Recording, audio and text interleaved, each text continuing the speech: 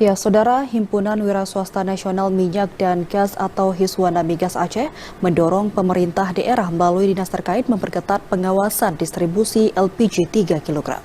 Selain pasar murah, langkah ini merupakan upaya guna mengantisipasi permainan dalam penyaluran gas tersebut.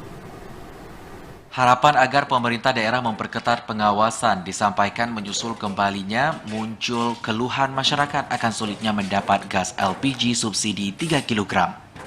Pasar murah subsidi yang digelar pemerintah dinilai bukanlah satu-satunya upaya mengantisipasi masalah sulitnya mendapat LPG subsidi 3 kg seperti yang dikeluhkan warga.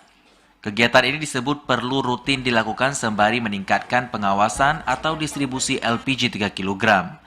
Ketua Hiswana Migas Aceh, Nahrawi Nurdin mengatakan, sulitnya mendapat gas subsidi tidak lepas dari pendistribusian gas yang belum tepat sasaran.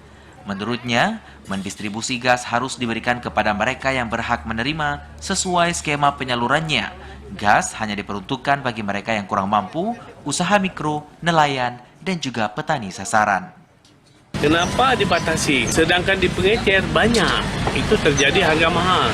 35, 38, 40 bervariasi. Nah, lemahnya di pengawasan. Tidak pernah dipantau.